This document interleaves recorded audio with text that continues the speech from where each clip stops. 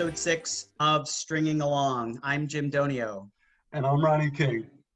This week, guess what? It's Ladies' Night, and we're going to showcase a few of the ladies who've mummed string band style, and we're so thrilled to have with us tonight as our special guests, Mary Shaw Geiser and Fern Dorfman. Hey, thanks for joining us. Thanks for having us.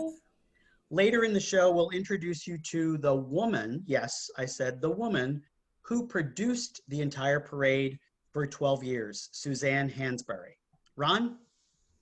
As we have done for the past 6 episodes, or this one included is the 6th episode, we want to take this moment to thank Angelo Lutz, executive chef and owner of the Kitchen Consigliere Cafe in Collingswood, New Jersey. If you want a great Italian meal, please go see Angelo and his staff. You will be treated like gold there, and you will get some of the finest Italian food in the area. And as we did last week or 2 weeks ago, we will be giving away a gift card to some lucky viewer, and we'll explain more about that later in the show. So before we talk more to Mary and Fern, it's important that we note that the first official female marchers in the string band division were with the Crean String Band in 1975. And believe it or not, I had saved the press clipping from what was a major news story at the time. If you can see the headline, I'll read it. 2 teenage girls, parenthesis, girls with a question mark, march with the string band. And you'll see a much better version of the photo coming up on screen for you to see. So Crean was breaking with a 70-plus year tradition by publicly acknowledging that Mary Jean Maz and Kathy McFadden were going up the street with them. Now I say publicly because there are rumors that there may have been female marchers in a band or two prior to this, but this was the official beginning for the mum world to see and hear that string bands were now co-ed. Crean finished 7th that year. First year with publicly 2 females. Guess what? A big jump from the prior year where they finished last in 1974. They jumped up to 7th with their Prince of India theme. Now, just 4 years later, the first association band to take first prize with a female participant, see if anybody knows who that is. It was Greater Kensington, was 1979 Oz Odyssey. And that performance, of course, had to feature a young woman cast in the role of Dorothy. And kind of, Fern and Mary have followed in those character footsteps, and we'll be talking about that with them. So then in the 4 decades that followed, the number of female participants has grown significantly. They have played a wide range of leadership and creative roles in many bands. So now let's chat with 2 of the best. Ron? All right, now listen, I have a history with these 2 young ladies. I even wore a tie to signify something that we went through together. Yeah, nice. The sunflowers there. Oh, sunflowers. I'm thrilled. I really am thrilled that we're being joined by Mary Shaw Geiser, the Queen Bee, as we'll see, and Fern Dorfman, AKA Mary Poppins. And welcome to our show. So happy to be here. So before we get started, we talked a little bit before we started recording the program that you 2 were actually best friends in school. Then you are both in the South Jersey String Band together. And then by some twist of fate, for whatever reason, and I'll get into that because I know what the reason is, kind of, sort of, you both become the marching captains for the band. So now let's go back to the reason. Some of the gentlemen who left the Palmyra String Band, a lot of people think that South Jersey String Band in 1982 was the first co-ed band, and as Jim said, it was the Crane. And after that, in the late 70s, early 80s, a number of bands started taking. Once Kathy McFadden and Mary Jean Maz was known to be with the Crane String Band, now the other string bands kind of felt a little bit more comfortable. After all, this is an all-male tradition for all those years, right? So then Broomall does a theme called Sail Soul Disco New Year. Remember that one, Jim? Mm-hmm. They bring female dancers, right? The Durning String Band does a theme, has female dancers. Then we come into, I think it was 1980, where the Woodland String Band does Showtime International, and they have female dancers. Now, here comes along South Jersey String Band. They don't have any female dancers in the first show, but they have a lot of females in that band and a lot of talented women. I ad nauseum, I'm texting Jim about everything I know about you, you two, as far as just your musicality, just your music ability. And when we get further into things, we'll talk about the fact that you're not just people who became captains. There's a lot of things that you two have done in this parade. So those members, let's go back just a little bit, and then I'm going to take you forward. I do that a lot. South Jersey String Band was formed by some men who were in Palmyra String Band. And the idea came up that they wanted to select a different captain every year, a captain that would portray whatever character best suited the theme. And I could name them all, but for the sake of time, you already know who they were. And there were some funny characters, right? Great shows and everything like that. So that's a great jumping off point for us to see the first performance as they choose, who's going to portray the appropriate character. And that's going to be 1982, which is really the first female captain to strut her stuff on New Year's Day, and that was Dorothy Pleece.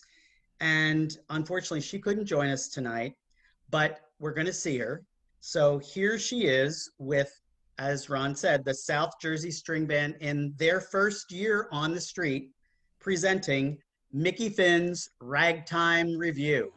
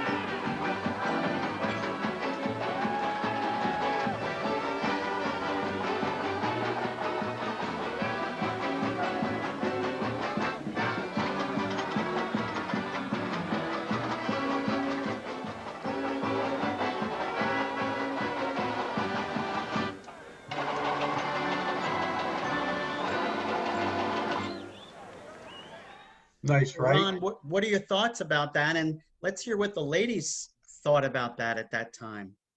Well, my thoughts are really brief, and they come from the perspective of a young man in, again, and I'll repeat it ad nauseum because it just leads into it, in a male-dominated hobby, if you will. And quite honestly, it was shocking. And we heard about it. We heard there was talk that this new band was coming in and that they were going to have a female captain. And we're like, oh, what's this going to be like? So when we saw the show, because after all, we were in the parade, so we didn't see it until afterward, just like everybody else did. And you see Dorothy come out of the middle of the band. She jumps up on that piano, and lo and behold, not only do they have a female captain, she is a musician. Yeah, she played. And oh my gosh! So when I was trying to track Dorothy down, because she was not an easy person to find, and I so desperately wanted her to be here for this. I found her through a friend of mine from high school. They go to the same church down in I believe in Monroeville, and it turns out that that Dorothy has a number of children, and they're all musicians. So the apples don't fall far from the tree at all with any one of you. No. I mean, Mary, you have two. And Josh is a really talented kid. I mean, I listen to his, I've been listening to it ad nauseam. I mean, I love it. I mean, it's really great stuff. And Fern, of course, I mean, your kids are just amazing kids. I know that Adam is up in Berkeley, and you say he's graduating a year early? Yeah.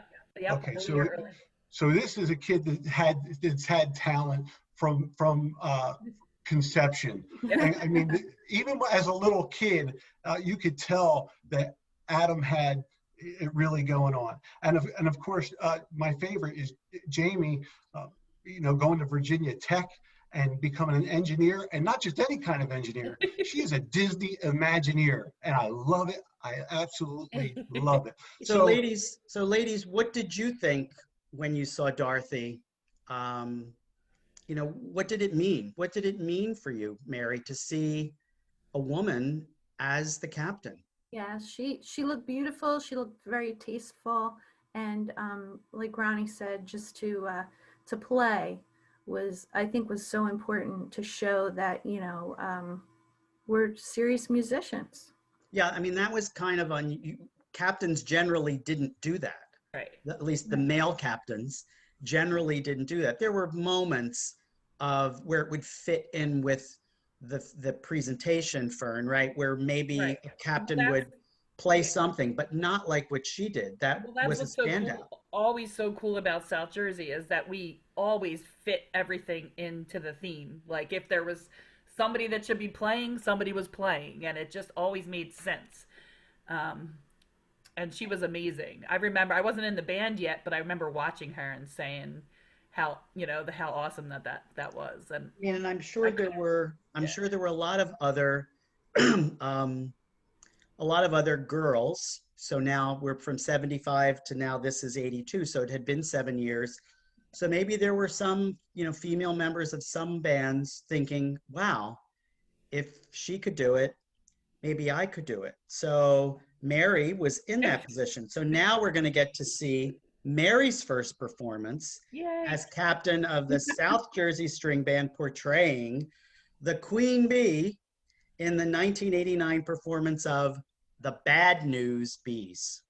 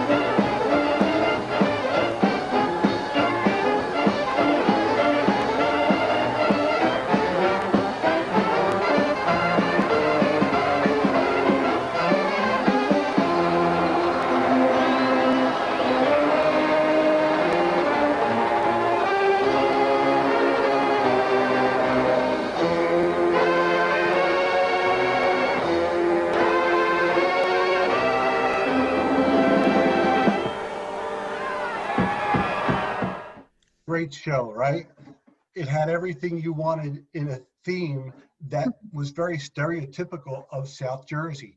They were on the cutting edge of everything that was creative. And I go back to Mary about the creative levels. She did a lot of the artwork. She would do a lot of, we mentioned in a show prior where South Jersey did the bears, where Mary made the paper mache heads and everything. But Mary, let me ask you this. So this theme comes up and now they're going to select a captain and they come to you. What are your thoughts? Ooh, a little scared, nervous, but I was ready. I was ready for it, I think. So ready. The best part was that Mary and I got to choreograph together. Yes. We spent every day up in Dick Snyder's dance studio, remember? Oh, yeah. And we choreographed over and over every number that year. It was Yeah. Yeah. So tell me, when like we're both into costuming and design and everything like that. Did you design your own suit? I designed the back piece. My mom and I did that in our garage. I remember, Robbie Marino, he was our welder. And so, I sketched it out and he welded the edge of the wings, took it in our garage, and the middle. So I had tissue lame, the gold tissue lame, and it needed some support. So my mom was a quilter. So we put some quilting material in between. Wow. Glued it on, hit it with some blow dryers. All the wrinkles came out. It was beautiful, right? Trimmed it out, sequenced it out, right? Get on Broad Street, and it's a drizzly day. It was terrible that day. And we rode the bus. those wings absorbed every bit of moisture. So I know. If you watch it again, you'll see like one of the wings like go like this. Yeah, it does. And it is crazy. It's crazy that didn't break. It was. I was going to say it probably made it heavier. I mean, I marched in that parade as well. I was a dancer in Hegeman. We were gypsies that year, but we're going to do a show. A future show is going to be called Whether or Not. And it's kind of a cross between what happened when there was inclement weather and bands that did themes with weather. And of course, Quaker won in 1989 amidst the snow flurries with There's No Business Like Snow Business. Sometimes That's a great idea for a theme for a show. Sometimes you just luck. Sometimes you just luck out.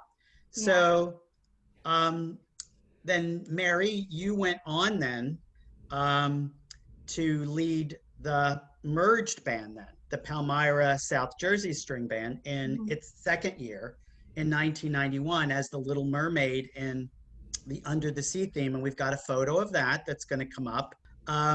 So that looks like that must have been, so much fun and a real treat for young girls. So did you have young kids yourself at that time, or hadn't you had any kids yet? No, I did not have any children at that time.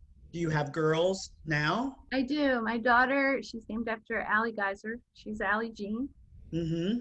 So she's 27. Wow. Yeah. So for both of you, so have your kids watched these performances and seen you as these iconic characters, and what do they think when they see over and over and over again? Really? Yeah. Well, in fairness, Fern's kids have all been in the performances. Okay.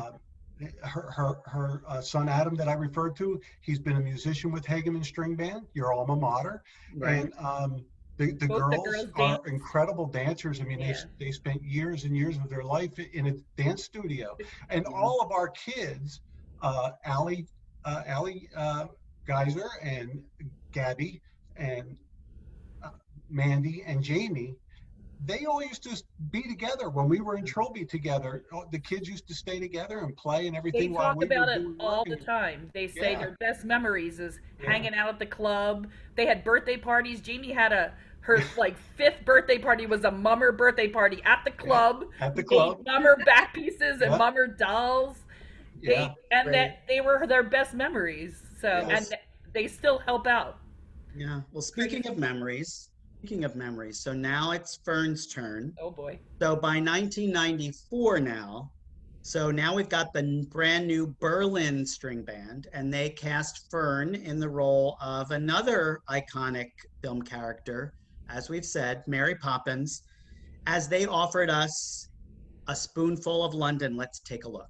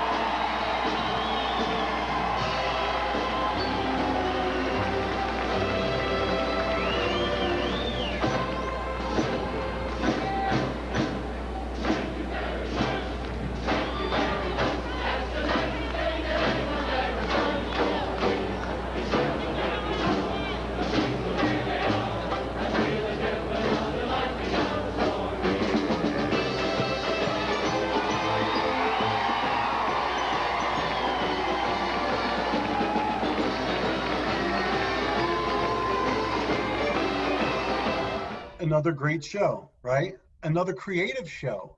Here's a band that went out on the street with very authentic costuming, time period costuming to give that old London feel.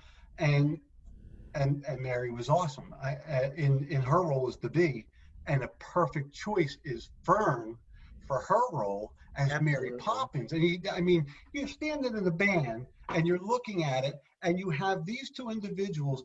It's almost like there's no limit to what they can do for you as the captain and the lead person of almost any theme you want to pick. There was a discussion afterward, after a couple of years, that a band was going to do, and you'll appreciate this, Jim, because you were involved with a show that included Hello Dolly. We talked about doing Hello Dolly, and then it went back to Mary. You'd be a perfect Hello Dolly, and then we're looking at things. Well, Fern's the dancer, she's the choreographer. What themes can we do where Fern is that lead person? So Fern, Yeah. here we are now. They're going to they're looking across the band and they're like, let's go talk to Fern. What did you think when they came? Who came to you? What did you think? Oh my gosh. I think Mr. Geiser came to me. The Geiser family. Well, Allie had passed away, and we started the band for him, basically, because he always wanted a Berlin string band. So I was so honored that I could do that in his memory, and that they wanted me. Like, that was the coolest thing, that they wanted me to be captain. And I was excited because I could dance. And actually, it was such a family.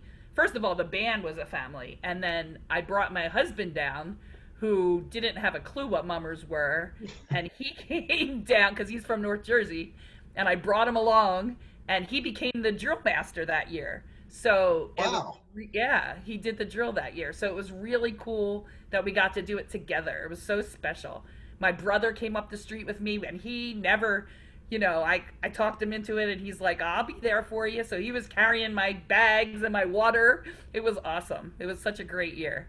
I mean, that was a really dance heavy. It was. That was a dance heavy. I mean, the dancing really advanced the show, and it was a really a dynamic show, because you went from iconic London-based musical to Right. London-based musical, but not all in succession. They Right. kind of went back and forth. So do you remember back that far? What was the kind of reasoning behind I think mixing we them up? tried to take the best dance numbers from each of the London type shows Mm-hmm. and be able to feature, as many dancers that we could, and myself being able to dance. It was just, that was the coolest part. Yeah. It seems So like, now, I was just going to say, it seems like any band that's done a London or Poppins based theme and does Step in Time, like there's something about, we talked about in a previous show, we talked about Can Can, that there's something about the Can Can Our dog here, we and that comes on.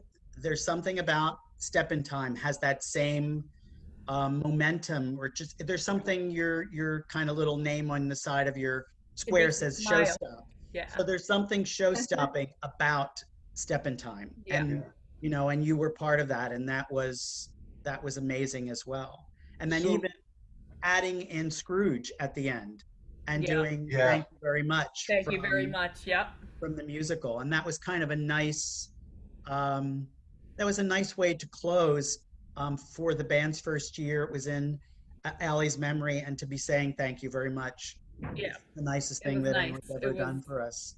And For we all did it together. That was the coolest part. Like, I mean, I was captain, but Mary helped. She made my back piece. We choreographed together. It was just Allie's brother Buddy. Like, everybody was involved. My husband, and it was just, it was so amazing. It was such a great memory. And there were a lot I of can remember picking out Fern's lame, Yeah. the blue, taking it to the seamstress. Yeah, we went to a dress shop to get my dress made Yeah. in Hattonfield, because we Wow. couldn't find it. We wanted it to look authentic. it did, and it did. Yeah. Mary, what did you dance that year? Did you play, or both? No, I always played. You always played. so Jim, He wouldn't let me off the bells. Nope, we needed her. Needed her. The year we did the dogs, Fern, remember? I wanted to be a poodle so bad. I was like, please let me be a poodle. I remember. I remember making those costumes. That was a good year too. Yeah, we Yeah. showed that. We did Animals. I saw that. yeah, we did animal attractions. Yeah. So they both move on, Jim, to after this spoonful of London, the very next year, actually, Fern and I became captains the same year. Yes. Fern and I met at the Mummers Museum. There was talk that there was another female captain coming in, and she'd I was come so walking down the nervous. steps, and I told Mary, I remember meeting Mary on Broad Street during the springtime strut, because if you remember New Year's Day, it was raining, the Yes. bands were on buses, and a lot of guys back then, we were very young and eager to meet the Queen Bee, the beautiful Queen Bee. We had to meet her. Like we were charging her like as if she did something wrong, right? So I remember meeting both of these women individually. Now they move into the next year, 95, as the Elvi, which is one of the most entertaining themes ever. If you're an Elvis fan, it's really a fun theme. Oh yeah, it was entertaining. And then just a year after that, they come to the Trilby String Band, and the Trilby String Band couldn't find two people more instrumental in doing what they did for the band that very first year in, when we did A Piece of Harmony. Mm-hmm. Mary, I don't want to speak for you. This is why we're here. We want to talk to you. I just want you to tell Jim and the audience how much work was put into that theme and how much you did. I can remember Buddy coming to me and saying, we need some sketches. So I did some sketches, and this was prior to them, selecting the theme. So I think, is that correct, Ronnie? I did some sketches first. Yeah, To you reflect, did some. what it would look like. I think I sketched out the backdrop, Yep. some costume, and so and then from there we just build it. So Mary's being a little modest there, because not only did she sketch out the backdrop, she painted the whole damn thing by herself, 12 feet high, 40 feet cool. wide. She designed the girls' costumes and had them made. I mean, and they were beautiful. And They were the second costume. Do you remember? Fern, yes, do you remember the first one? It was like a brown suede, and it was just very. We didn't like it. Yep. yeah. I remember Fern put it on, and we were like, so I that. don't think so.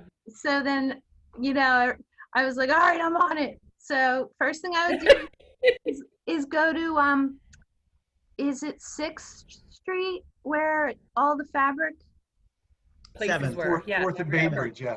Yes, Street, I yeah. would go there, and there was this one shop, and they had the specialty, the mummers stuff, all this lamaze and all the sequins and mirrors. You could buy it by the bulk, but chose the materials, brought it to the seamstress. I had the seamstress do the base. It was cost effective, right? So she did the dress. It was like a paisley. It was like a very colorful paisley, shimmery. And then I used like a lamb's wool for the outside. For the Then, best. then once we got those back, they were plain. I took some lame. I put the big sunflowers on it. Put a little, little pizzazz here and there. So Mary becomes instantly the band's artist and is very successful in everything that she put her hand to. And now we need a choreographer, because we didn't have a choreographer, and we're like, well, Fern's here now. Let's get Fern to do the choreography, which I screwed up, right? No, you were fine. I screwed up a lot.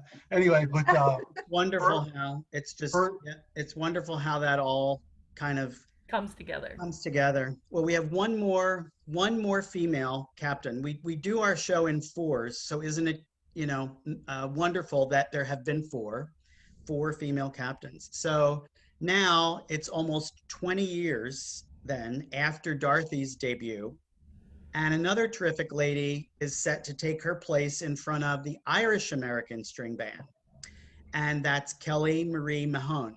And she led the group for 10 years, from 2001 to 2010. We're sorry also Wow. she couldn't be here tonight, but here she is. Let's take a look at her band's 2003 performance of A Stroll Down Mummery Lane.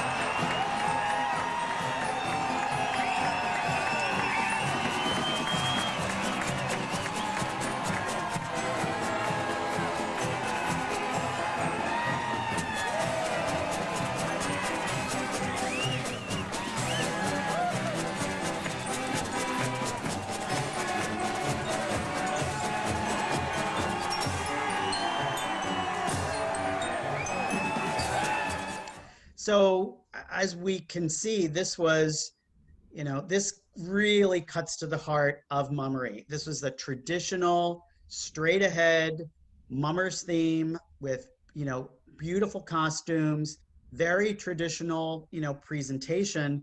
And actually, we are thinking about, not thinking about, we're going to do a future show on, the mummers themes that bands have done.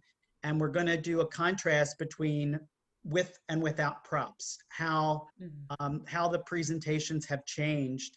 Um, and now when we see Kelly in this, in this performance, this was, I guess, her third year. So I think it took a long time, but now we kind of just see Kelly as a captain, not as a female captain, Right. just as a captain. And so she changes back pieces and she performs in various skits. And now it's just like, every other captain. It took a long time for that to happen. But have either of you ever met her or known her at all No, through the have years? not. But No. obviously you watched her and saw her, Yeah. yeah, Yeah. and saw her lead the performances. Ron, did you know her at all during your years at all? Yeah, I worked with Kelly and Irish American String Band on a theme that they wound up doing.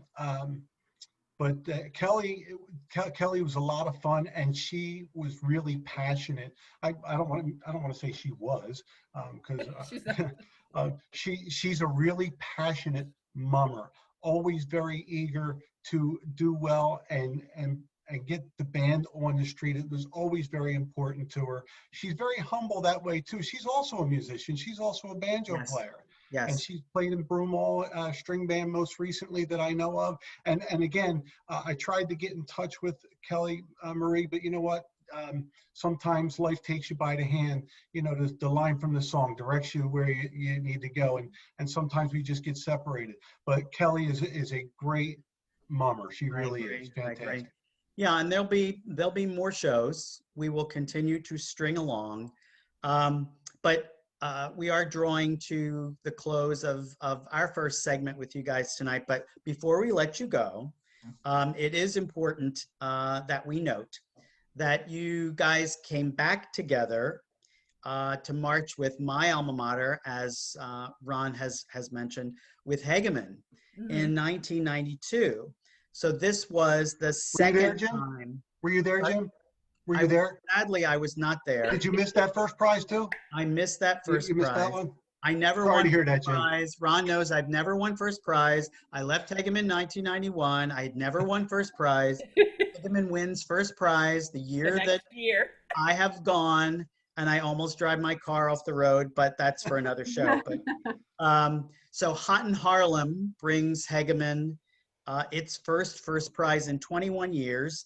And you ladies are part of that. It was amazing. What was Yeah. that like? That had to be a thrill to win. Again, it was because we all were together. Yeah. It was we were all moved together to Hegeman, and so we were still a family, just with new members. Yeah. It was So it was fun. really It was fun. The music, It was amazing. s- the band assembles on Broad Street, and the first song we played, it was like, whoa. I Yeah, don't know what it was. I think it was a mild day, right, Mhm. Fern? I think it was. I think it It was. was. It wasn't real cold. Right. And No, oh my gosh, it was just sweet, like that sound. And Yeah. you could tell. You could the tell. Yeah. fact that we were wearing tuxes helped Yes. us play better too. We didn't have big suits; we could just play our hearts out, and Yes, we didn't have Fern, kids. Fern, we try not to be controversial on the show, so the notion of wearing tuxedos hurts members of certain other organizations, so let's not bring that up again. But it No, is but it's funny because what it you helped us said- play, man. We could play. We killed it that year it is playing. a What you fact. said Yeah. is very true. I'll take you back and then I'll shut up from the beginning of the program that when discussing some of the things with Jack Sakura as to how South Jersey would operate, that mentality was taken to Hegeman. Hegeman, yeah, And Jack Sakura is all about music, yeah. Mhm. all about music. And that's the reason why Hegeman won. I mean, it's Yeah. just a fact. I will tell you, as unfortunately a viewer, not a marcher in that particular year. I also think the the Cab Calloway, the call and response, Yep. which got the crowd involved, that Heidi Heidi Ho. Yep. I mean, Ron and I kind of have established like a thing in terms of this show that we talk about our moments. We call them moments of impact in a performance, where you could make or break in a particular moment. Yep. And that call and response, I think, was that made an impact for sure. And I think it's something that everybody remembers from that theme. Mm-hmm. You Absolutely. know, it was And just. You know, so too, cool. Jim, is if you look back, singing was a big part of the formula for South Jersey, Berlin. Yes. All the time. Trilby, like all the. Yeah, brought it to Trilby. Yeah. The judges loved when you sang, because it was something different. Something different. Yeah. Listen, ladies, thank you so much. You're welcome. Thank you. For Thank coming, you so sharing much. with us tonight. We should tell our audience that, as we said earlier, these two wonderful ladies were best friends in high school, but they haven't actually seen each other in very many years. For a really long time. It seems like from, how they're communicating with each other that it was yesterday, but so we've kind of facilitated sort of a reunion, which we didn't realize when we planned this show. It's so great to see her. I know. We would be doing this, but anyway. Happy memories. Happy memories. Yeah. Thank you so much for bringing your memories, your smiles, your energy to the show. And so we're now going to move on to the next segment of the show after a very short break. We'll be back with the woman who produced the Mummers Parade for 12 years, Suzanne Hansberry. Love you guys. Thanks. Thank you. Thanks for having us. So now it is my pleasure to introduce our next guest. She produced the entire Mummers Parade from 1981 to 1992, which meant she had some help. Yeah, which meant she was my boss when I was hired to do the commentary from 85 to 87. And I'm so excited to have her with us tonight. We can reminisce about what was really a really unique vantage point. We'll kind of learn about what it is to produce and what it is to produce this parade. So please welcome Suzanne Hansberry. Hey, Suzanne. Hi, how are you? Hi, Ron. Hi, Suzanne. Nice to meet you. Nice to meet you, too. I've met some of your brothers, though, earlier in my producing days. Really? Yes. Oh, well, then we do have things to talk about. Absolutely. For sure. So, Suzanne, let's start at the beginning. So, I know you were a Mummer fan, a Mummer wannabe. I started out as a child, yes. From being a child with your dad taking you to the parade. So, tell us how your love affair with mummery started. Well, I mean, it was always in my family. My grandmother took my father, and my father took me. My mother, when he was taking me to the parade as a little kid, my brother was an infant, so my mother was home taking care of him, but it was on the TV, and it was always on, and it was on from the beginning, from the first Mummer comic up the street to the, in the early days, into the last string band off the street. So it was just something that I grew up with. And even now, I mean, I don't know what we're going to do on this New Year's Day, because it isn't New Year's until I hear a string band and see a comic and, enjoy the parade. Yeah. But, I mean, at one point, I told him my dad, that I wanted to be, I wanted to be in the string band. I wanted to play in the string band.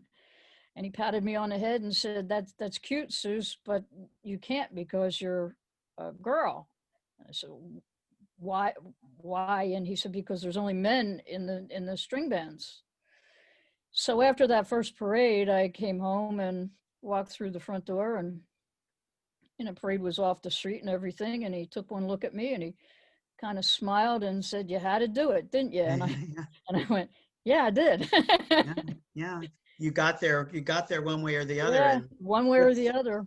What's exciting and memorable when we were preparing for the show with you this week, it all of a sudden it occurs to me, wow, it was literally 40 years ago, 40 years ago this week that you were hired to produce the I was 7 1980 years old. Imagine that. I was 7 years old at the time.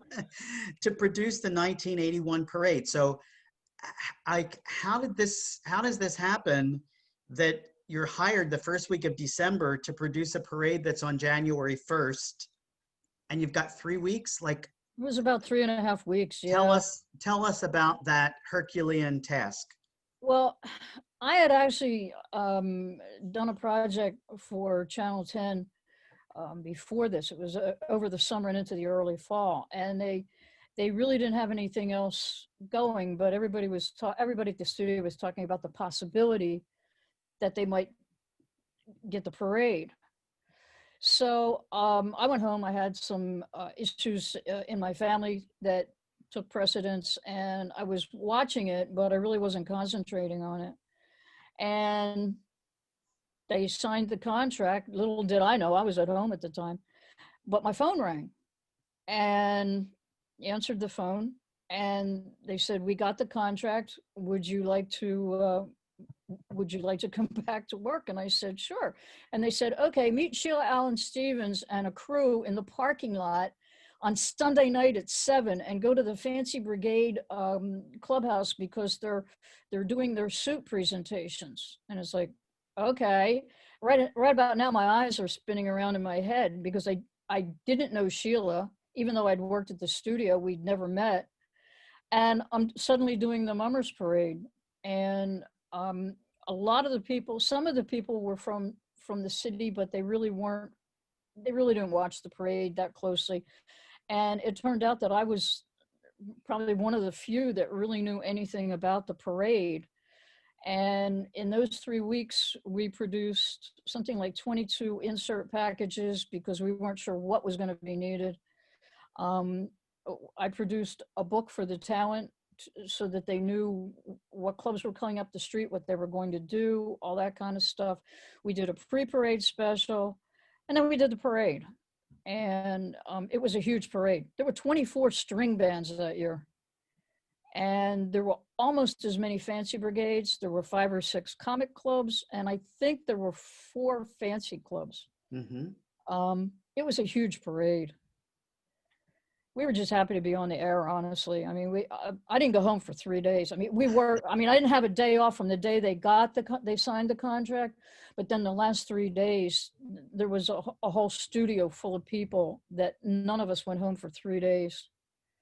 Well, that was at a time when the parade, well, we're talking about 1981. 81, yeah. But I remember I started when I was 10 in 1975. So from 75 up until the middle 80s, the string band division alone grew to 27 clubs. Yeah. Right. And at that point, they said that the number of people participating in the parade was somewhere around 35 to 36,000 people in that parade, which, by the way, started not at 9 or 10 o'clock like it does now. Started at 7 a.m. with the first comics. Right. Actually starting to parade, and that thing wouldn't get over until 11 p.m. at night. Yeah. So I can understand you having a crew of people that must have been dead on their feet, so to speak. Yeah.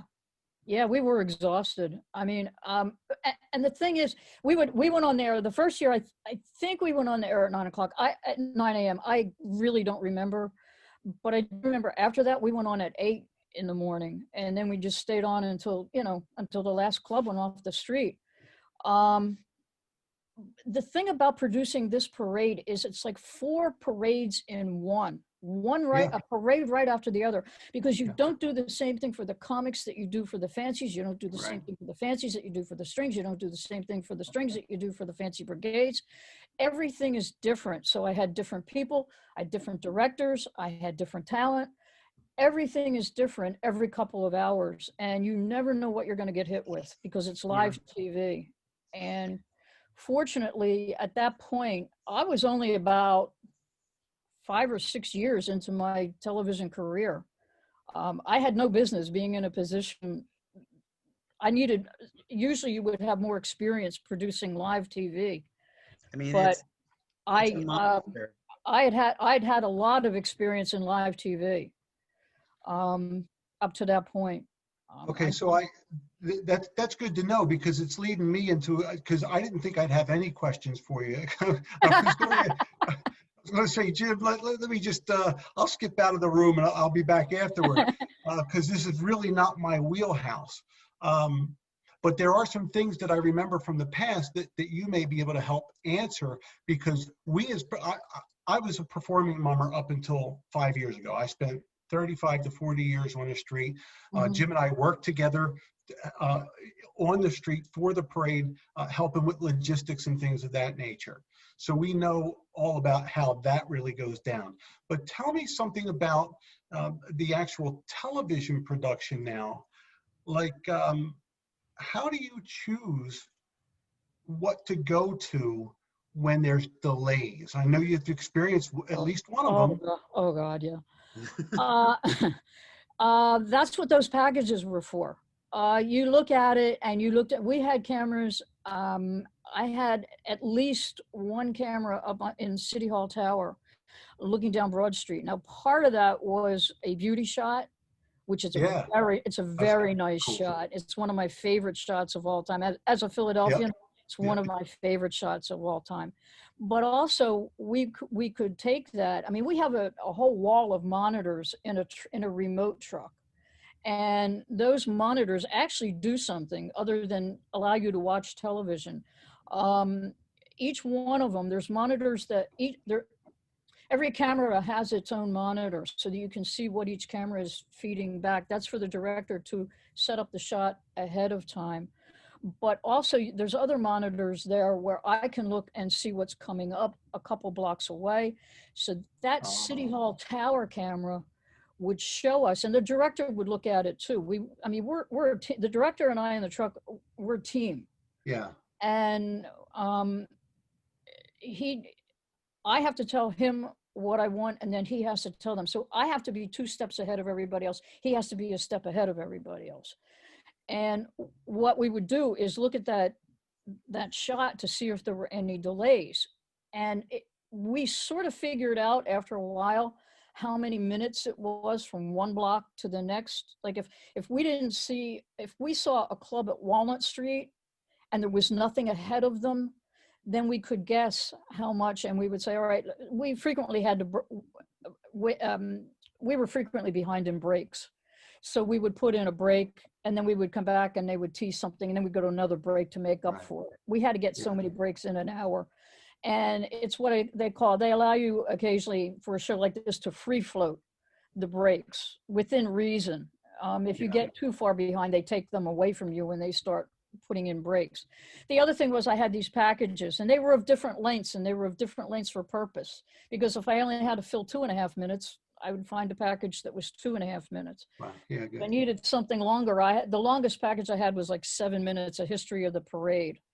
It was like 7.5 minutes, something like that. And there were times, there were definitely times there was a fire on Broad Street one year. Oh, yes. Stands had to be diverted. Yeah. So by 1985, so now there's a changing of the guard in the talent booth, and guess who gets brought on to do color commentary for the bands. And we had a lot of fun. We had a lot of fun. Yes, we did. Those 3 years, and we did a show. Our first show was called The Amazing 80s. And those 3 years, 85, 86, 87, that I was very fortunate to be in the booth, were halcyon years for the string bands. Scarecrow's Heyday, Dr. High Tech, and Copa Banana were the winners in those 3 years. So talk about like doing additional things. We kind of came up with this instant replay idea. After the bands would perform, we'd kind of, call attention to something they did, how they planned it. We tried to add to for me, having been in it, I had a viewpoint, I had a perspective of a marcher, but then looking at it, and I tried to bring that, into the mix with you. And I learned so much from you, and I learned so much, about production. I mean, Ron was saying earlier, like, what does a producer do? We talk about that day, but tell us a little bit about what does a producer do before that day to get to that point? Oh, well, well, that first parade aside, I actually it didn't start out being a year-round job, but it wound up being a year-round wasn't a job, it was a commitment. I went to the dinners. We did post-parade shows. But I actually started working on the parade and looking at what we wanted to do and looking at packages. What were the good stories? What did we want to do? What did we not want to do? What did we do wrong last year? That all started around Labor Day. And I didn't have a whole lot of time off between Labor Day and when the parade went off the street. Because you have meetings about what management wants. You have meetings with sales on what they want. You look at what you did right, you look at what you did wrong in the year before, and then you start to put it together again, making your changes. And then you just try and step out of the way, and everybody thinks your job happens the day of. Actually, that's the last 10% of a producer's job. Once you walk into that truck, technically the director takes over. Mm-hmm. Now, I do have some say, but the director actually takes over. A producer turns the show over to the director. So even though my job isn't done, 80% of it is in planning. And also, if plan A doesn't work, what are we going to do for B? And if plan B doesn't work, we better have C, D, and E somewhere in a back pocket. Yeah. Because you're live, and you've got to put something on the air, and it better be good. Yeah. So Suzanne, just so that I heard you right, you say the producer at some point hands it over to the director. Right. That's what you said, right? Okay. Yeah. So I can't hold you responsible for camera shots, say. Right. I can say to him, I really love this shot, and he might take it, but he decides. Yeah. What camera? Okay, because that's the guy a lot of mummers want to talk to. they want to know why they were taking a picture of somebody strumming a banjo, and all you see is the guy's hand, while this big enormous prop that was spent thousands of dollars building and hours on you can't get them all right. with, and you don't see it on TV. So okay, so Jim, can you get us a director on the show after this one, because I'm learning a lot here.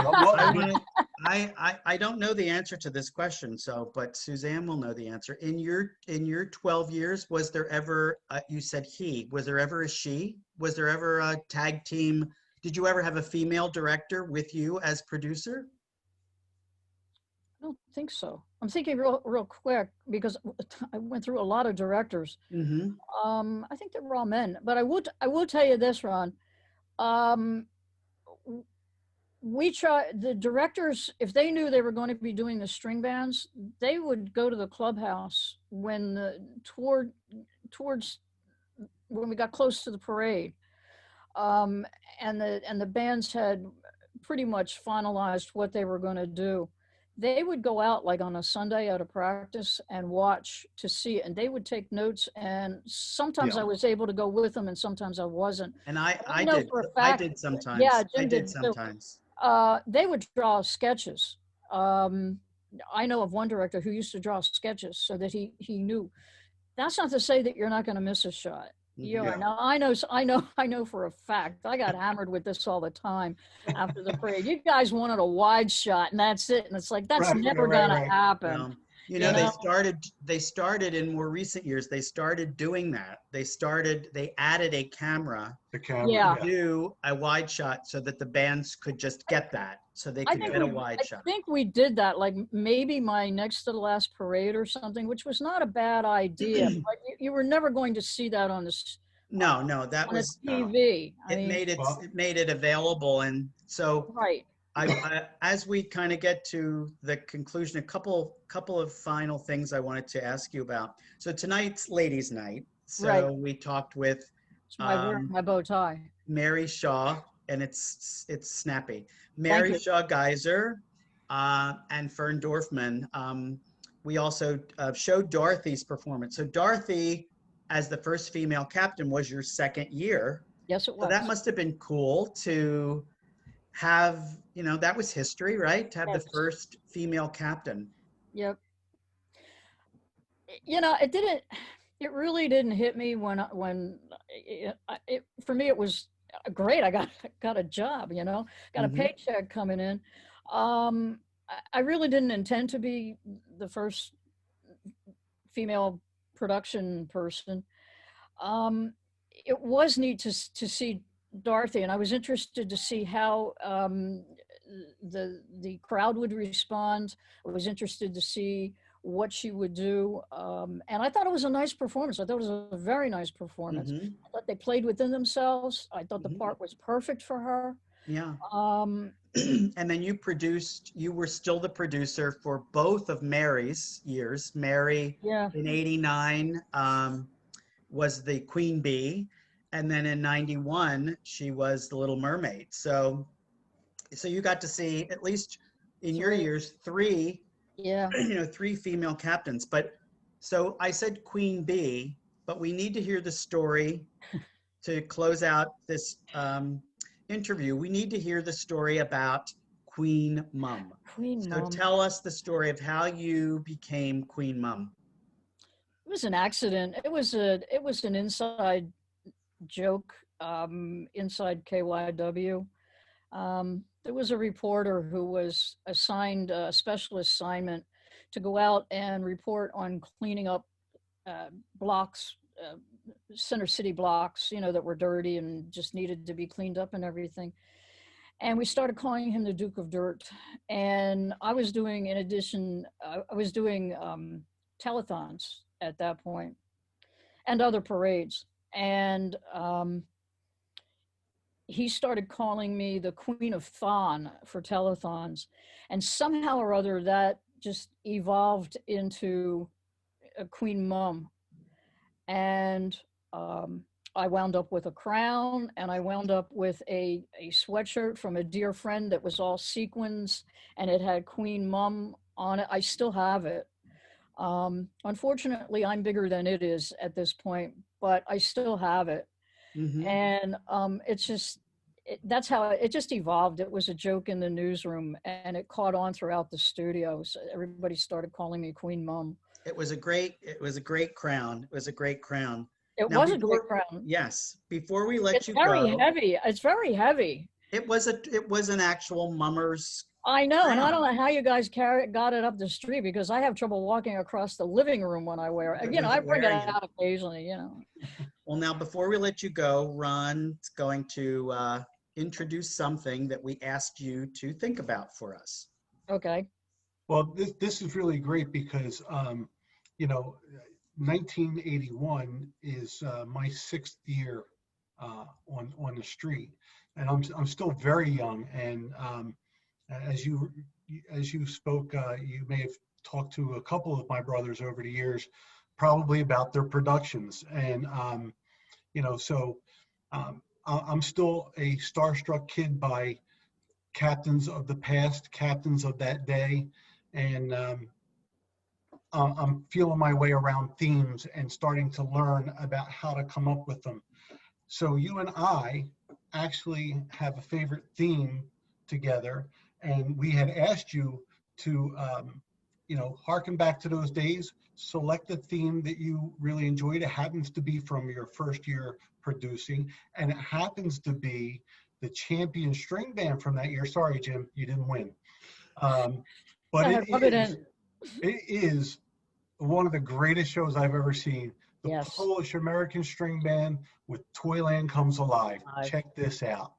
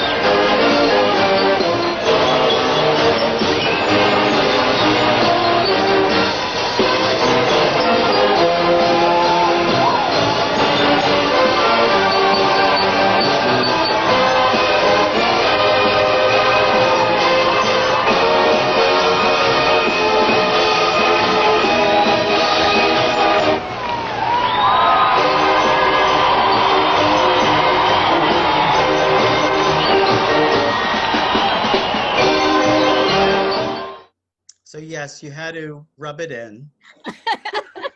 You had to rub it in. So now that's twice in this show tonight, Yeah. and it's been rubbed in. So 81, I'm in Hegman, and I finished second by a half a point. It was a And nice then performance, though. I watched it today. you watched I the watched toilet. George M. Yeah, I You watched the it George today. M. Yeah. Yeah, it was a nice So, performance. so tell us But the it was story. Toyland Comes Alive. Tell us that story, Sue. So you're sitting in the booth in the No, truck. I was up in the control room Yes, up and on it's the City first Avenue. year. And I'm sitting there with the big monitors, and watching each performance, and they were all, I mean, there were a lot of nice performances. And all of a sudden, they come up with Toyland Comes Alive. Ray comes out as, the toy maker. And I looked at the executive producer and I said, "There's your winner." And he went, "What?" And I said, "There's your winner." And he said, "How do you know that?" And I said, "I don't know. I'm telling you, it has everything. The costuming is great. The music is fantastic. The captain is doing a great job. It's a winning performance." And darn if it didn't win. Yeah, So there then you after go. that, it's a control room thing now. They start going, okay, is this one going to win? No, it's going to do well, but it's not going to win. Well, that's the thing about as we said from the beginning, you had just this unique, it's a unique vantage point that, the majority of our viewers of this show will have learned something tonight, that, producing is a unique vantage point for an event like this. And it's been such a joy to have you with us tonight and get this, like completely different perspective from like behind the scenes. Most of what we talk about is from our perspective as a commentator, a marcher, designer, captain. Ron was a captain, but your vantage point is very different. So thank you so much for joining us tonight. And so we're closing out the show. Ron, do you want to help close out the show? Well, before I get to the notes and script that Jim made for me, because he's carrying me through some of these performances. I want to thank you. I didn't know what to expect. Jim had mentioned your name to me, and we started talking about it. And quite frankly, like Jim is saying, from our perspective as performers, we never really take into account what's going on behind the scenes, behind the cameras, and even beyond that, where you were. So this has been very enlightening to me, and I love learning new things, especially if I think it gives me a more open mind and a better view about what goes on. So thank you very much for coming and spending your night with us. My and pleasure. Before Jim and I go, I want to once again thank Angelo Lutz, executive chef and owner of the Collingswood located Kitchen Consigliere Italian restaurant. Please go and support Angelo and his staff. You'll have a wonderful Italian meal. Suzanne, if you've never been there, I'd love to go there. It's worth the ride up. You're not too far away. Nope. We could meet you over there and we'll have a nice dinner together. Seriously, That'd be great. I would love that. And with that, Jim? Yes. So as we did in our last show, we are going to pick a random winner from among the first 20 viewers who enter a comment about tonight's show. You can either do it on the YouTube page, the Sir James Productions Facebook page, or you can send an email to sirjames2505@yahoo.com. And we'll reach out to you to let you know you've won.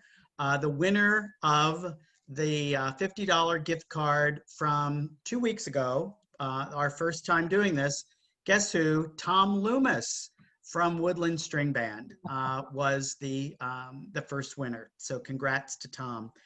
And let me also say, we're so excited. This week we topped 3,000 total views, which means thousands more folks are watching our show and enjoying the first 5 episodes. And I know they're going to really enjoy this one. So thank you so much for watching.